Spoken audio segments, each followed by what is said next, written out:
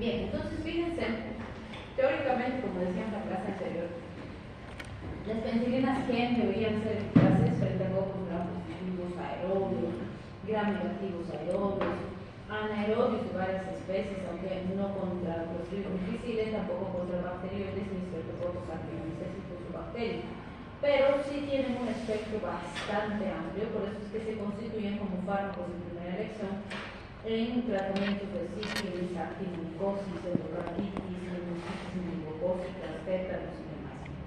Obviamente, es muy importante considerar el hecho de que, si bien son fármacos de primera elección y lo han sido durante muchos años, hoy en día, por los niveles tan altos de resistencia que tenemos, como decíamos, pues hay que hacer nomás cultivos y antivirales, ¿no? Para ver si realmente van a servir y demás, porque son infecciones muy complejas. Y antes, pues la respuesta era buenísima con cualquiera de las penicilinas G, pero hoy en día ha cambiado muchísimo justamente por todas las características de resistencia que tenemos y el abuso y el mal uso que se ha hecho de estos fármacos. Si vemos las dosis, en general decimos que las penicilinas G acuosas, que vienen asociadas a sales de sodio y sales de potasio, de ahí viene la penicilina G sódica y la potásica, se usan inclusive de 12 a 24 millones de unidades internacionales por día.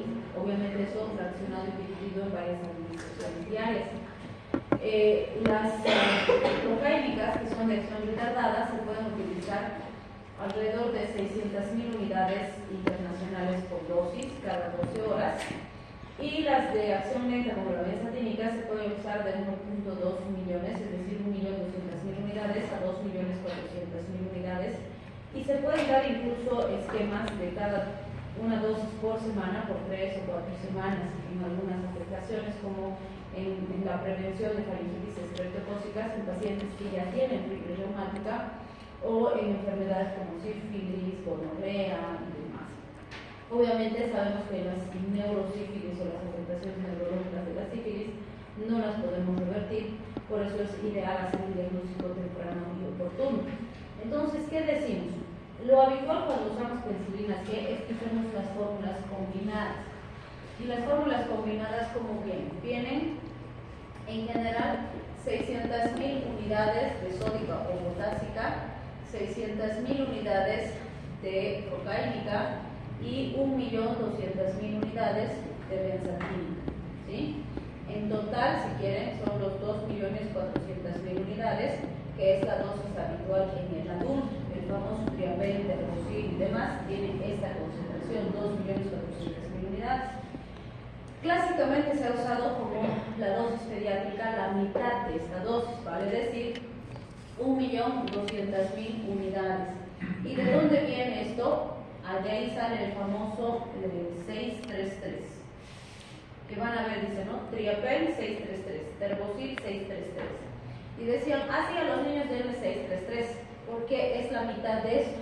Son 300.000 unidades de sódica, 300.000 de procáinica y 600.000 de esta. Obviamente le faltan 3 ceros a todos, ¿no? Y sumadas las tres son 1.200.000 unidades, exactamente la mitad del adulto, ¿sí?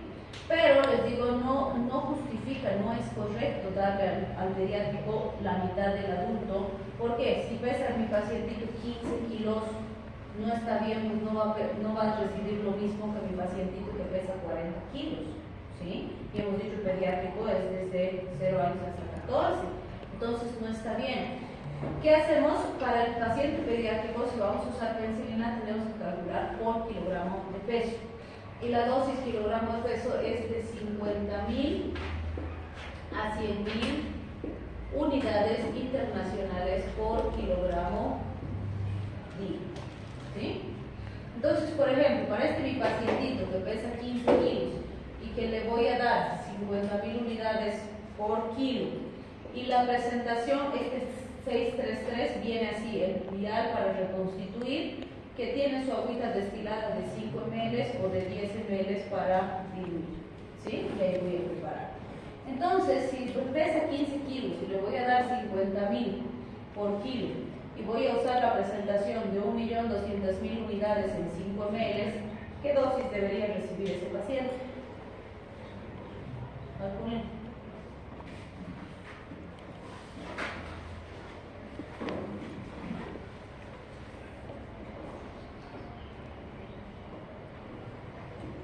A ver, si es 15 por 50.000, tendría que recibir 750.000 unidades internacionales, ¿no es cierto? Y si esta es la presentación, 1.200.000 de 5 ml, entonces multiplico por 5 dividido en 1.200.000 unidades. Entonces debería recibir 3.125 ml, por decirles 3.5 ml. Entonces, ¿qué voy a hacer? Voy a preparar esta dilución y le voy a dar 3.5 ml de esto que voy a administrar, ¿sí? Entonces, es importante hacer ese cálculo, porque fíjense, de 750.000 a 1.200.000 hay diferencias significativas, ¿sí? Evidentemente, debo considerar eso por un lado. Por otro lado, siempre decíamos, fíjense, las sódica y potásica, que son de acción rápida, su acción empieza más o menos entre 30 a 60 minutos y dura alrededor de 4 a 6 horas, ¿sí? Entonces, le cubre al paciente como 6 horas. La procaínica inicia su acción alrededor de las 4 a 6 horas y dura su acción entre 2 a 18 horas, algunos dicen hasta 24. Pero fíjense, con esas dos, ¿cuánto tiempo le estoy cubriendo al paciente? 24 horas nada más, ¿sí? La benzatínica es de depósito, entonces se va a depositar en el músculo y más o menos entre 3 a 5 días va a empezar recién a producir su efecto, ¿sí?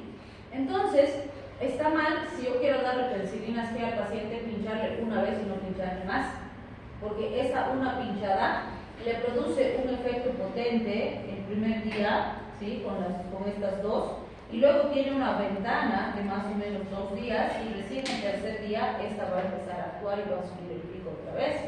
Pero fíjense, en este espacio va a ser resistencia a la bacteria, ¿sí? Y eso ha determinado que hoy en día el mismo paciente diga, pero no me dé penicilina 2 porque no me hace nada. No es que no le hace nada al paciente, es que las bacterias son resistentes. Hemos perdido bastante con las penicilinas por la aparición de resistencia, porque no se debe usar un pinchazo y eso soluciona el problema, no es así. Cierto, si el sistema inmune estaba competente del paciente durante varios años, eso ha estado dándonos una falsa idea de erradicación de las bacterias, pero han ido sobreviviendo cepas que esas son las que hoy en día son resistentes, ¿sí? Entonces, si voy a pincharle penicilina, tengo que pincharle 3 días seguidos, porque así esto me cubre el primer día, el segundo día, el tercer día. Al cuarto día ya va a empezar la benzatínica a producir su acción y lo que se ha acumulado de las otras inyecciones también me va a mantener más de 10 días la eficacia para erradicar la bacteria, ¿sí? O en su caso le doy un pinchazo y completo por vía oral de 3 a 5 días y al tercer día el parenteral de la benzatínica me va a mantener la efectividad hasta erradicar las bacterias, ¿sí? Pero tengo que hacer completo el tratamiento, si no, vamos a seguir perdiendo este grupo que ha sido muy útil en ciertas épocas, pero hoy en día tenemos mucha resistencia, ¿sí? Bien, otro elemento súper importante a considerar con estas penicilinas en los pacientes es lo siguiente. Desde hace varios años ya ha salido una contraindicación y dice, en menores de 2 años no usar penicilinas intramusculares. ¿Por qué? Cuando salieron estos al mercado no había ninguna contraindicación, pero empezaron a aparecer casos de necrosis distal. En Bolivia hemos tenido 2 casos, a uno de los niños le han tenido que amputar el piecito completo y a otro la piernita completa, ¿sí? ¿Por qué? Por penicilina intramuscular. Resulta que las características físico-químicas del fármaco hacen que sea muy denso y el músculo glúteo del pacientito pediátrico, que es chiquitito, no tolera bien el fármaco e inicia necrosis distal, ¿sí? Entonces, si realmente tengo un pacientito que es pequeño y que necesito pasarle penicilina, es más seguro hospitalizarlo y pasarle intravenoso la penicilina, porque si le paso intramuscular hay alto riesgo de necrosis, ¿sí? Incluso la OMS ha aumentado la recomendación y ha dicho desde los o hasta los 5 años tengan cuidado con las penicilinas. Obviamente sí, 3, 4 y 5 años no está contraindicado, pero dicen tengan más cuidado, porque evidentemente tengo pacientitos de 5 años que están chiquititos, son flaquitos y pues su musculito no va a tolerar, ¿no? Entonces es muy importante tomar eso en cuenta cuando estamos usando penicilinas. Y obviamente si puedo usar otro grupo farmacológico que me produzca mejores resultados, es mejor, ¿sí? Con menos riesgo. Pero si realmente necesito usar esto, es mejor hospitalizar al paciente y pasarle intravenoso, va a tolerar mejor que intramuscular, ¿sí? Bien, también es importante considerar la penicilina B o fenoximetilpenicilina, que se ha utilizado bastante en estos últimos años. ¿En base a qué? Al principio no se usaba mucho porque las penicilinas que eran las más potentes y esas son las que se han utilizado. Pero ¿qué ha pasado? O sea, ¿por qué se le ha dejado de lado primero la penicilina B? Primero que su espectro es el mismo que tienen las penicilinas G básicamente, pero su actividad intrínseca es más baja. ¿Qué implica que su actividad intrínseca sea más baja?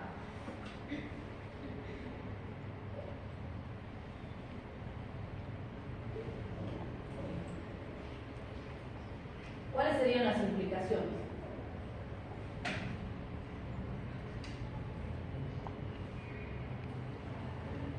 ¿Se acuerdan cuando hemos visto fármaco 1? La actividad intrínseca baja implica que la potencia del fármaco es menor.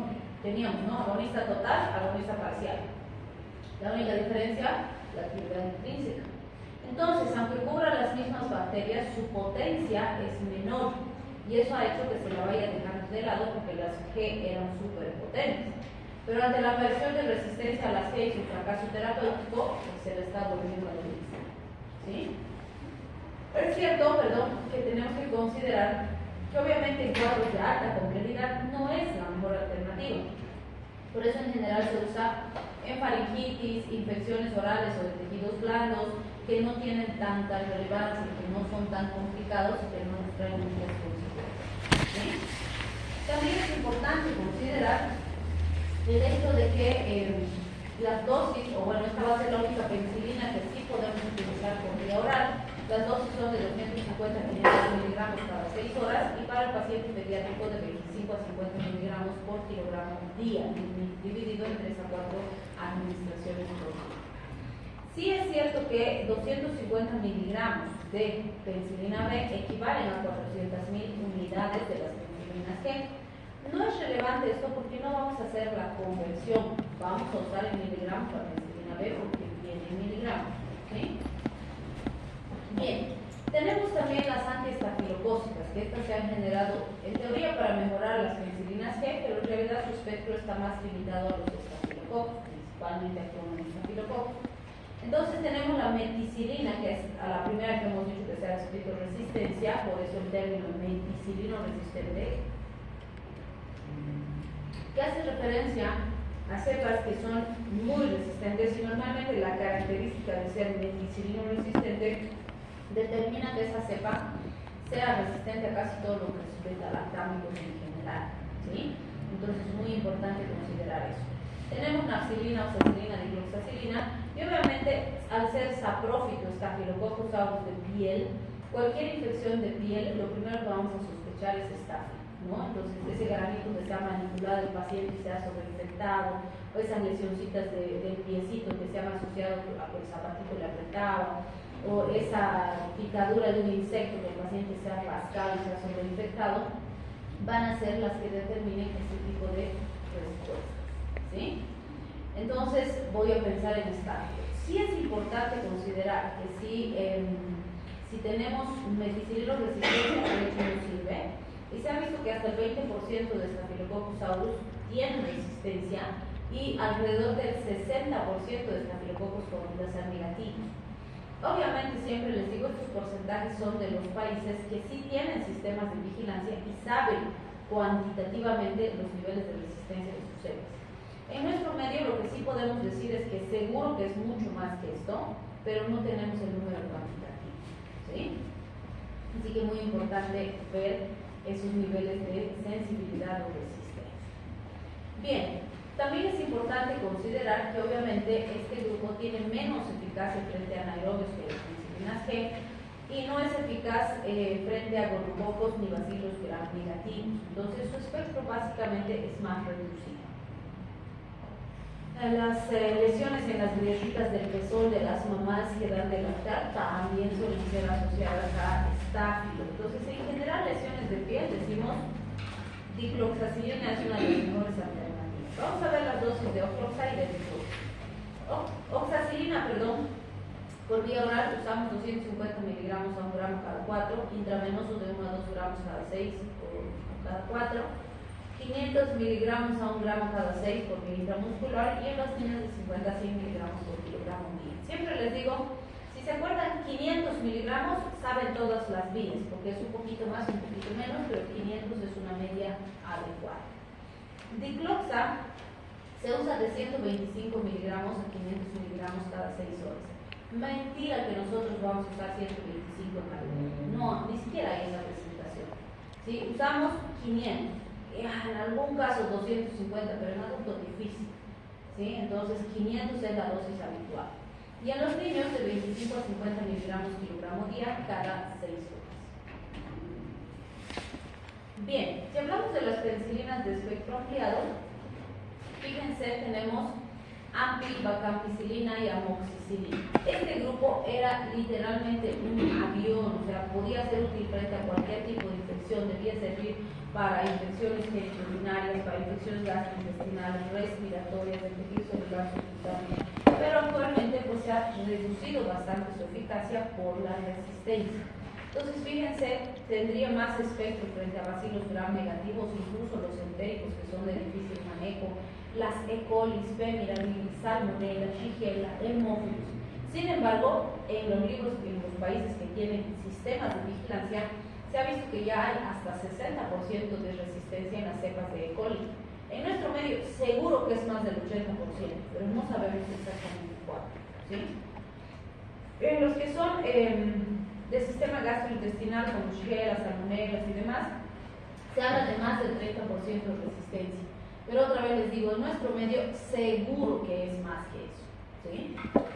También hablamos de la utilidad de estas, fíjense, en meningitis asociadas a listeria, infecciones por enterococos faecales asociadas a meningococios, por supuesto. Aunque ampicilina gentamicina sigue siendo una gran asociación que se usa todavía en muchos hospitales y se ha conservado su eficacia gracias a la asociación. Todavía puede ser útil, pero pues en algunos casos no responde bien.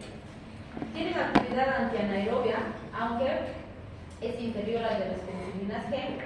La amoxicilina tiene mejor biodisponibilidad oral que la ampicilina. Si comparamos es 95 a 40. ¿Sí? Entonces, por eso amoxi es la que más se ha usado por vía oral. En cambio, ampicilina tiene excelente biodisponibilidad por vía parenteral, por eso es que se la reserva más para el hospital. ¿Sí? Y eso, de cierta forma, también ha resguardado más su eficacia. Con amoxi es con la que más hemos perdido efectividad. Vamos a ver las dosis de ampicilina y amoxicilina. Siempre les digo, básicamente es lo mismo, lo único que tienen que acordarse es que ampicilina se da cada 6 y amoxicilina se da cada 8. ¿Sí? Entonces, fíjense, intravenoso de 500 miligramos a 1 gramo, intramuscular de 500 miligramos a 750, nos dice el libro, pero es mentira, no usamos 750, usamos 500 o usamos 1 gramo. ¿Sí? Y vía oral, 500 miligramos a 1 gramo también. Entonces, otra vez, ¿se acuerdan 500 y saben las dosis de todas? En niños, de 50 a 100 miligramos por kilogramo día, cada 6 horas. Amoxicilina, de 250 a 500 miligramos. Mentira que usamos 250. ¿Usamos 500 o usamos 1 gramo? Y esas son las presentaciones que manejamos en adultos. Entonces, de 500 a 1 gramo. Y en niños, de 50 a 100 miligramos kilogramo día, igualito. La diferencia, este cada 8, este cada 6. ¿Sí? Ambos deberían ser útiles en infecciones otorrinolaringológicas, es decir, oído, nariz, garganta, tracto respiratorio, piel y tejido blando, más eficaz la ampicilina, sistema genitourinario, piel y tejido blando, más amores, y deberían ser útiles en el sistema gastrointestinal. Solitas un poco difícil, pero asociadas todavía se usan. Bien, si hablamos de las carboxipenicilinas, fíjense, tenemos carbenicilina, ticarcilina, tienen mayor espectro frente a bacilos gram negativos. Estas, no se olviden, ya serían las que pueden ser útiles frente a pseudomonas. También son útiles frente a microorganismos entéricos contra enterobacterias, protios y demás, que producen cuadros bastante graves. Entonces, estas se han ido relegando para el uso hospitalario justamente por su alta potencia. Y fíjense Van a servir en infecciones graves por gram negativo, septicemias, endocarditis, neumonías, otitis externas malignas, endoftalmitis, mastoiditis, osteomelitis, o sea, son todas infecciones de alta complejidad y de manejo hospitalario, ¿sí? Y si se dan cuenta, si nos quedáramos sin antimicrobianos, todo esto vamos a tratar con medidas de soporte y vamos a esperar que el sistema inmune se encargue de la infección, porque no vamos a tener que hacer la infección, ¿sí? Entonces, realmente sería terrible en este tipo de cuadros, lo más probable que el paciente esté congénito. Vamos a ver las dosis de carbamicilinas, carbamicilina de 20 a 30 gramos por día en goteo de 1 hora, goteo continuo, y se puede repetir cada 4 a 6 horas. O usamos kilopeso de 400 a 500 miligramos kilogramo día. En sepsis ginecológicas de vías urinarias y abortos sépticos, intramuscular o intravenoso de 4 a 8 gramos por día.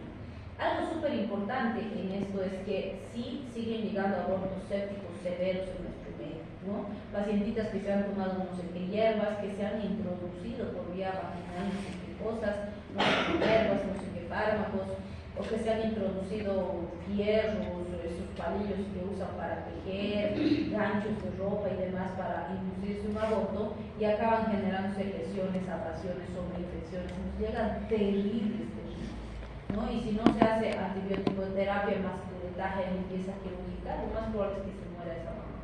Entonces todavía llegan ese tipo de situaciones. Ticarcilina en adultos y niños que pesan más de 40 kilos, de 200 a 300 miligramos por kilogramo día, intravenoso o intramuscular, y eso se puede dar cada 4, cada 6 horas dependiendo de la necesidad. O usamos las dosis estándares que nos dicen 3 gramos intravenosos si le doy cada 4 horas, o 4 gramos intravenosos si le doy cada 6. ¿Sí? La subeinopenicilina, donde está piperacilina, metrocilina, ambrosilina, las dosis que tenemos acá son de piperacilina, se recomiendan ya en cuadros de alta complejidad, sobre todo pseudomonas. En teoría son para las pseudomonas más activas que cualquier otra, ¿no? Cubren gérmenes resistentes como por ejemplo Serratia, Enterobacter, Klebsiella, Providencia. Y un inconveniente es que las beta-lactamasas se producen súper rápido, entonces es muy probable que rápidamente aparezca resistencia, por eso también tenemos la tendencia de usar asociados los fármacos, ¿sí?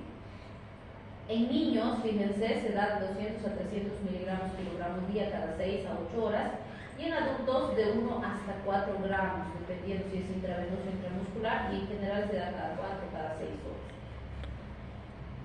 Bien, estas son las asociaciones que ya habíamos mencionado antes, ¿no es cierto? Ampicilobactam, picarilina ceutlaulari, con piperacilina tazobactam, amoxicilina ceutlaulari. La ventaja o el beneficio de usar los anti-beta-lactamasas es que vamos a bloquear las enzimas que la bacteria ha producido, y de esta forma vamos a lograr que el fármaco pueda llegar a su sitio de acción y cumplir su acción antibacteriana. El anti-beta-lactamasa solito no tiene potencia antimicrobiana. Se ha visto mejoría o recuperación de antimicrobianos frente a E. coli, Klebsiella, Proteus, Haemophilus, Moracelas, Providencia, Bacteroides fragilis, Staphylococcus productores de beta-lactamasas, pero que no sean penicilinos resistentes. No hay buena actividad frente a Enterobacter, Acinetobacter, Serratia, porque las beta-lactamasas que estos producen son diferentes, son más complejas, podríamos decir, más específicas, y nuestros anti-beta-lactamasas no las pueden inhibir. Entonces, vean, las bacterias también han generado enzimas con características diferentes que nuestros anti-beta-lactamásicos no pueden inhibir, ¿sí? Entonces, nos están ganando. ¿Qué efectos adversos importantes debemos considerar? La procaína, por ejemplo, se ha visto que puede producir alteraciones conductuales, algunos síntomas neurológicos, mareos, palpitaciones, puede desaparecer espontáneamente, por ejemplo, en 5 a 10 minutos, pero es muy importante tener en cuenta esto porque a veces, sobre todo cuando se administra intramuscular, si se le pasa muy rápido al paciente, han habido pacientes que se han desmayado, que han empezado a convulsionar. Entonces hay que pasar siempre lentito y valorar al paciente, vigilarlo por lo menos unos 10-20 minutos y recién despachar. También se han visto reacciones de hipersensibilidad Nos dice del 4% más o menos, pero no se olviden que el grupo de las penicilinas es el grupo en el que más antecedentes de reacción de hipersensibilidad existen. Entonces, siempre prueba de sensibilidad. También se ha descrito anafilaxia, nefritis tubulointersticiales, sobre todo con penicilina, anemias hemolíticas con algunos de los fármacos de este grupo, positivización del COMS, algunas reacciones cutáneas. Era muy raro ver, por ejemplo, Steven Jones o necrólisis epidémicas tóxicas. Sin embargo, estos últimos años han empezado a aparecer más casos, ¿no? Entonces, aparentemente por mayor exposición, entonces hay que tenerlo con más cuidado. Leucopenias, fiebres, hepatitis también se han descrito, sobre todo asociadas a proxacilina. Algunas reacciones cruzadas con otros beta-lactámicos. Nos dice alrededor del 2%, pero depende del grupo específico. Hay fármacos en los que tenemos hasta el 24% de reacción, algunos hasta el 50% de reacción cruzada. Y con el que jamás se ha descrito reacción cruzada es con Mastrianam. Por eso es que si el paciente tiene alergia a la penicilina, una de las mejores alternativas que tenemos es Mastrianam. En el caso de AMPI y Amoxi, hay que considerar que se han descrito exantemas cutáneos, sobre todo en pacientes que ya tienen mononucleosis infecciosa, leucemias o algún problema autoinmune de base. Gastrointestinales se ha descrito diarreas, colitis. Las colitis sí hay que tomarlas en cuenta, sobre todo si usamos periodos largos de tiempo, porque obviamente también requieren un tratamiento especial, ¿no? O con metronidazol o con vancomicina en su caso. La adición de ácido clavulánico va a aumentar la frecuencia de diarreas, o sea, así como mejora la potencia del antibacteriano, también hace que aparezca más diarrea como efecto secundario por erradicación de la microbiota. Es importante, sobre todo cuando se usa antibióticos por más de 7 días, restituir la microbiota, usar probióticos para que el paciente se equilibre después de que hemos depletado su flora, ¿sí? También se han visto convulsiones, esto sobre todo con dosis altas de penicilinas G y con imipenem.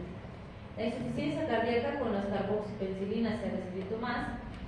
No se olviden que la penicilina sódica contiene sodio, entonces en pacientes cardiópatas ese exceso de sodio podría retener líquido y descompensar la cardiopatía. También es algo que se debe considerar. También se han visto alteraciones de la agregación plaquetaria asociadas a hemorragias, que generalmente es con dosis altas, con dosis habituales no se ha visto esa complicación. La insuficiencia renal se ha descrito incluso con dosis bajitas, dependiendo del tiempo del tratamiento, así que sí hay que vigilar la función renal del paciente. El probenecid interfiere con la secreción celular y prolonga la vida media de estos fármacos, que si bien podría de cierta forma mejorar la erradicación del microorganismo, también aumenta el riesgo de toxicidad.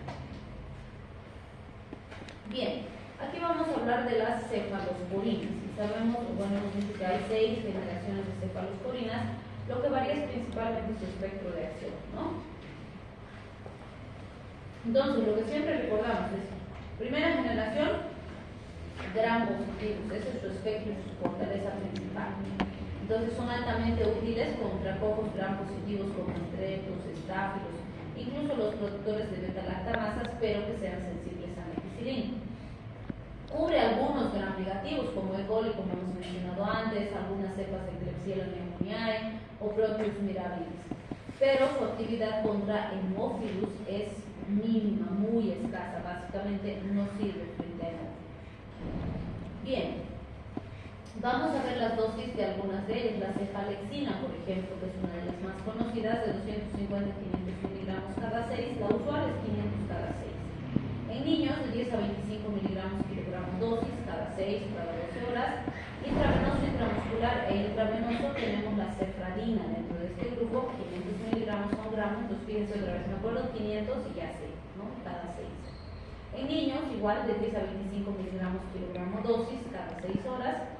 Y pues si es intravenoso, subimos un poquito la dosis entre 25 a 50 miligramos, pero sí hay que tener cuidado con la administración, debe ser lentito, menos diluido, con mucho cuidado y con monitorización del paciente. El cefadroxil, que también pertenece a este grupo, por vía oral se usa 1 gramo cada 6 a 12 horas, 30 miligramos kilogramo día cada 12 en paciente pediátrico. Y finalmente la cefazolina se usa 1 gramo cada 8, En niños desde los 7 días para adelante, 40 miligramos kilogramo día cada 8 horas. Pero si el niño fuera más chiquitito, hay que considerar riesgo-beneficio y determinar si realmente se justifica su aplicación o no. Habitualmente las cefalosporinas de primera generación se han usado en pacientes con infecciones en tracto urinario leves, considerando que obviamente si bien E. coli es la principal causante, responde a este grupo, hay un nivel de resistencia bastante significativo. Infecciones leves de tejido celular subcutáneo, que para eso sí se usan con bastante frecuencia. Las profilaxis quirúrgicas, la cefazolina es una de las que se usa con bastante frecuencia. Y por supuesto, en pacientes con alergias a las penicilinas puede ser una alternativa. Sin embargo, sí existe antecedente de reacción cruzada con cefalosporina, porque pertenecen a la misma familia, ¿sí? Entonces hay que analizar riesgo-beneficio. Si hablamos de las de segunda generación, su espectro es igual a las de primera, sin embargo varía entre fármaco y fármaco, ¿no? En teoría tienen mejor actividad frente a gram negativos, sin embargo, dependiendo del fármaco específico, esto varía de forma significativa. Por ejemplo, si hablamos de cefonicid, cefamandol y cefuroxima, estos van a ser altamente activos, independientemente de su vía de administración, frente a hemófilus, gonococo y cepas de enterobacter y protus, ¿sí? Pero vamos a ver que conservan su actividad frente a cocos gram positivos, ¿vale? Es decir, estas mantienen su eficacia en gram positivos y han mejorado su actividad frente a algunos gram negativos, pero no cubren bacterioides, ¿vale? Es decir, si ponemos bacterioides, estos no me sirven. En cambio, fíjense, el grupo de las cefamicinas, donde está cefoxitina y cefotetán, cubren hasta el 80% de bacterioides. Entonces, fíjense, los anteriores no sirven para bacterioides, estos sí, para un porcentaje muy alto de bacterioides fragilis.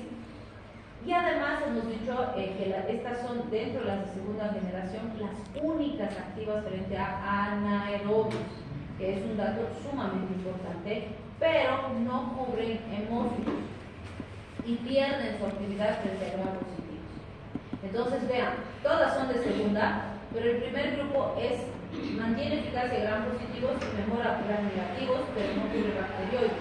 Estas cefamicinas cubren bacterioides, pierden eficacia gram positivos, pierden eficacia frente a hemófilos, pero son útiles en anaerobios. Entonces, son del mismo grupo, pero son muy diferentes sus espectros, ¿sí? Bien, ninguna cefalosporina de segunda generación es activa frente a pseudomonas, primera menos frente a pseudomonas, no sirve. La cefuroxima, que pertenece también a segunda generación, alcanza niveles adecuados en líquido cefalorraquídeo, por lo tanto, es la única que se puede usar en meningitis, considerando segunda generación, ¿sí?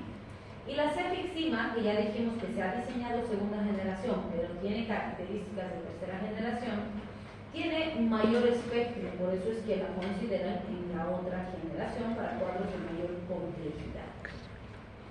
¿Cuáles vamos a ver? Cefuroxima, cefoxitina y cefixima, vamos a analizar sus dosis.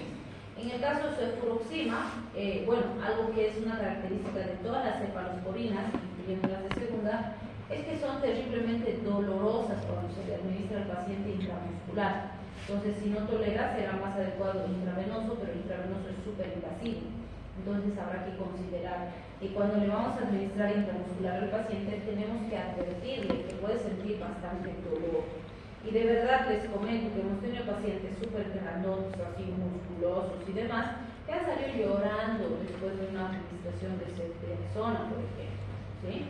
Que es de tercera, o de una cefuroxima, que es de segunda. Y entonces hay que decirle, ¿no? Es decir, es probable que le produzca mucho dolor, se va a aguantar, que es por las características del fármaco. Y hay pacientes que les hemos puesto y dicen, ay, todo me ha dañado, no me ha dolido nada. Entonces sí varía mucho de paciente en paciente, pero es mejor que le avisen y que no le duela, a que no le avisen y salga maldiciendo hasta su cuarta generación, ¿no? Entonces es muy importante, porque sí suele ser bastante doloroso.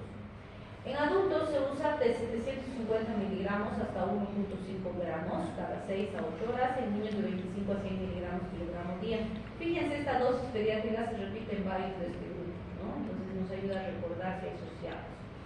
Ingresa al sistema nervioso central la cefuroxima, por eso es que la mencionamos, porque es una característica propia de ella y que no tienen las otras de su grupo. Cefoxitina se usa de 1 a 2 gramos cada 4 a 6 horas en el paciente pediátrico de 25 hasta 60 miligramos kilogramo dosis cada 6 o cada 8. Y la cefixima, que hemos dicho que es de tercera, 400 miligramos día.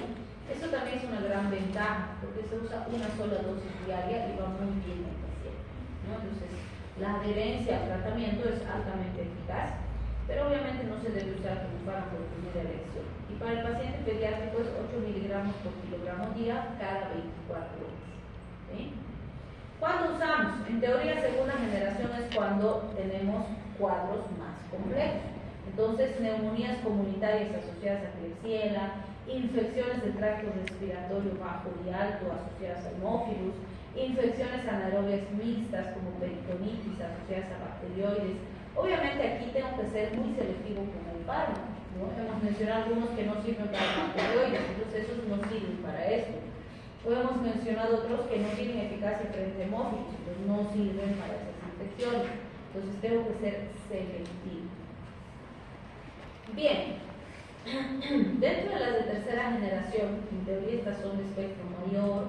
Intravenoso tenemos a la ceftriaxona, que también hay intramuscular, y la cefotaxima.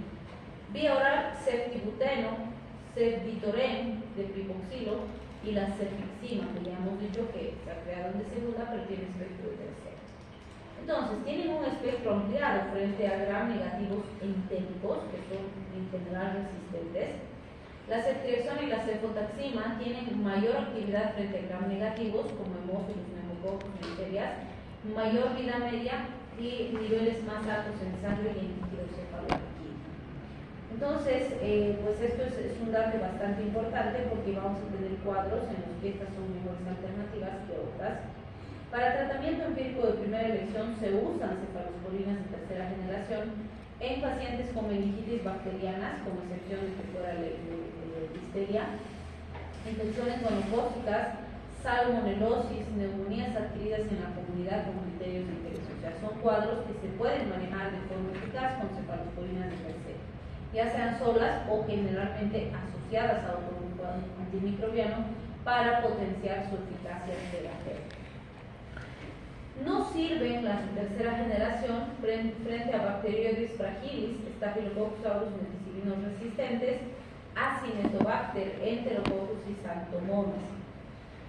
La eficacia frente a gram positivos es muy variable, o sea, depende del fármaco. Se ha visto, por ejemplo, que tienen poca actividad o menor actividad que las de primera generación, vale decir, si mi agente causal es un gram positivo, es mejor uno de primera generación que uno de tercera, ¿sí?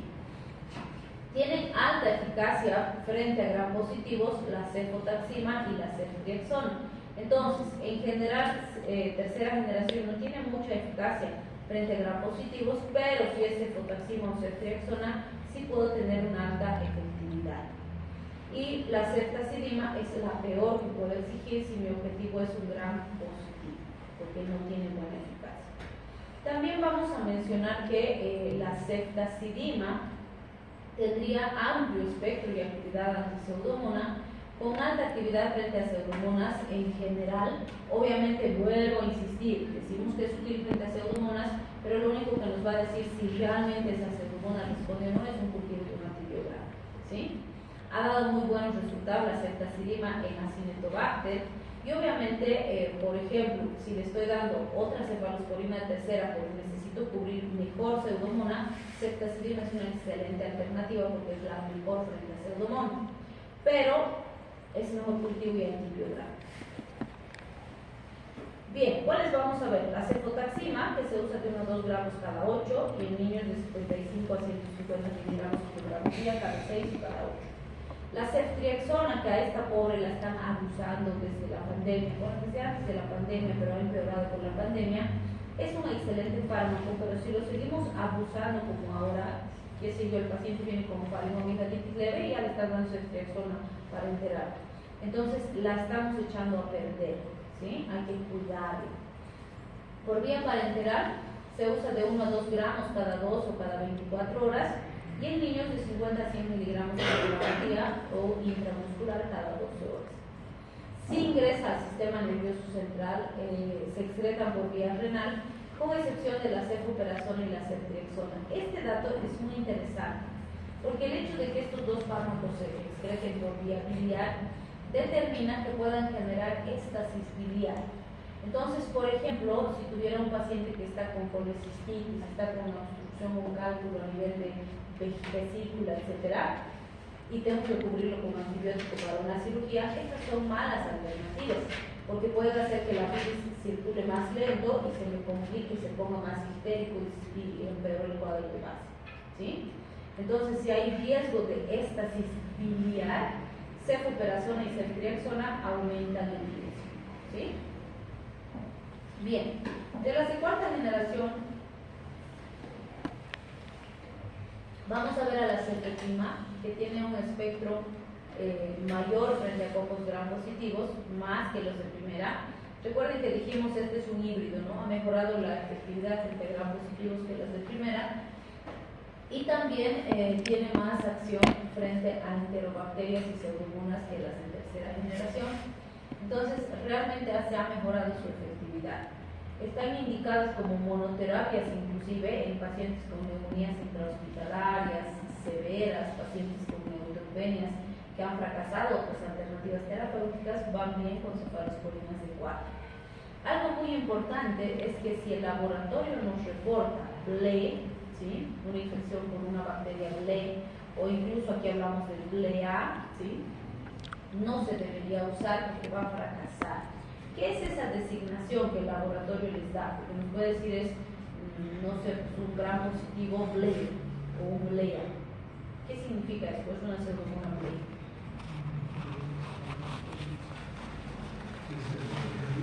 Muy bien, beta-lactamasas de espectro extendido, y hace referencia al tipo de beta-lactamasas que tiene. Y el BLEA, beta-lactamasas de espectro ampliado, ¿sí? Entonces, esas dos características van a determinar que obviamente tengamos, si quieren, algunos datos relacionados a la resistencia de estas cepas. Y esas cepas no van a responder a ningún beta-lactamo, ninguna cefalosporina es eficaz frente a estas. Entonces, para esas hay que buscar otras alternativas farmacológicas, ¿sí? Entonces, no se olviden que los últimos reportes microbiológicos ya nos reportan si es BLE, si es BLEA y demás. Bien, vamos a ver las dosis de la cefepima, intravenoso e intramuscular, de 1 a 2 gramos cada 12 horas, y en niños de 25 a 50 miligramos por kilogramo día cada 12 horas. Normalmente se pasa en infusión continua. Si se pasa en infusión, idealmente las dosis más altas están más indicadas. Si ingresan al sistema nervioso central, la eliminación va a ser renal, y la farmacocinética es muy similar a la de la ceftriaxona. En teoría, cuarta generación es para enfermedades muy complejas, cuadros altamente infecciosos que no han respondido eficazmente a las otras generaciones, ¿sí? Bien, y esto es lo que nos prometen las de quinta generación. Nos dicen, quinta generación tendría que tener espectro, el ceftobiprol y la ceftarolina, contra Staphylococcus aureus meticilino resistentes, ¿vale? Es decir, contra lo que todo lo demás que tenemos no sirve, estas tendrían que servir, ¿sí? Frente a pseudomonas resistentes a penicilinas, pseudomonas y enterococcus resistentes a penicilina, etc. También prometen ser activas frente a Staphylococcus aureus, Staphylococcus coagulasa negativos inclusive, ya sean sensibles o resistentes a la penicilina. Cepas que son resistentes a vancomicina, las famosas BRSA, las que son resistentes a daptomicina, S-neumonía resistente a penicilinas, hemófilos productoras de beta-lactamasas, moraxelas, catarrares, enterococcus faecales, incluyendo cepas que son vancomicinos resistentes, ¿sí? Pero no tiene actividad frente a enterococcus faecium. Con este no se ha visto eficaz. Entonces, fíjense, realmente quinta generación nos da la esperanza de que estas cepas tan agresivas y que la mayoría son nosocomiales, contra las que ya no tenemos nada para ofrecerle al paciente, van a responder de forma eficaz. ¿Sí? Y lo propio tenemos con las de sexta generación, ¿no? Donde se habla del ceftriaxone, que sería útil frente a gram negativas multiresistentes contra las que nada de lo que tenemos es eficaz. ¿Sí? Pero pues están todavía viendo si realmente producen y mantienen ese efecto. Si hablamos de los efectos adversos de este grupo, vamos a ver que pueden haber reacciones de hipersensibilidad hasta en el 5% de los pacientes. Se han visto reacciones cruzadas con las penicilinas hasta en el 15%, pero esto depende. Puede ser hasta el 24%, hasta el 50%, dependiendo del fármaco específico. Se ha descrito nefrotoxicidad, sobre todo con los de primera generación, principalmente cuando se les asocia a aminoglucósidos, considerando que los aminoglucósidos ya son nefrotóxicos y ototóxicos, entonces se sinergiza y toxicidad. También se han descrito anemias inmunomolíticas, hemorragias por alteraciones en la formación de factores de coagulación del complejo de protrombina, sobre todo con cefoperazona y cefamantol. También se ha visto disfunción plaquetaria, sobre todo con oxalactams, un efecto antabuso disulfiram. ¿Se acuerdan qué es el efecto antabuso disulfiram?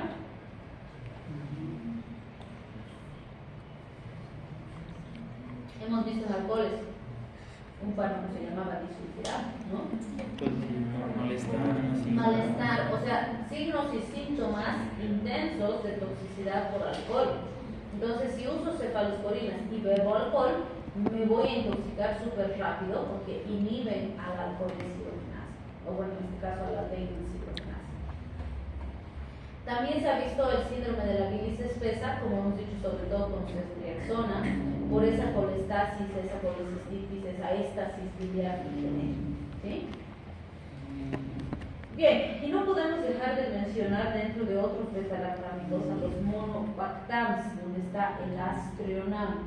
Como hemos dicho, el aztreonam tiene un anillo beta-lactámico monocíclico, es inactivo frente a gram positivos y anaerobios, no tiene, si quieren, mejoría, si quieren, frente a las cefalosporinas de primera, que son altamente eficaces frente a gram positivos. Pero sí se ha demostrado que es altamente potente frente a gram negativos y sobre todo enterobacterias, neiserias, hemófilos y pseudomonas, que son de las más resistentes que tenemos. Por eso es que también pues, se lo ha ido reservando para ciertas características o ciertos tratamientos. Se puede combinar con aminoglucósidos. Entonces, fíjense, hemos dicho desde el principio, los inhibidores de pared van bien con los aminoglucósidos porque es como si le abrieran la puerta al aminoglucósido para que él ingrese a su sitio de acción. ¿Sí?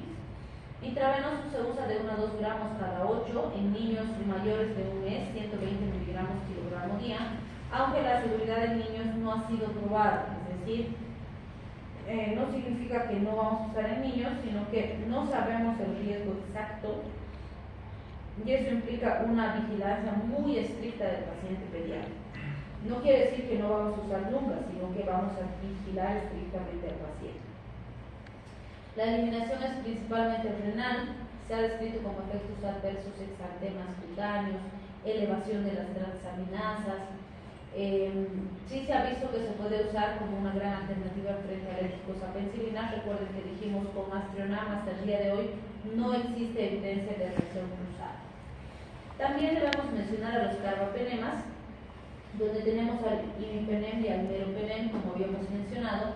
Estos tienen mayor espectro, mayor potencia. Por ejemplo, el imipenem es mucho más activo frente a cocos gram positivos. En cambio, el meropenem es más activo frente a bacilos gram negativos. Nuestro espectro físico es diferente. ¿Sí?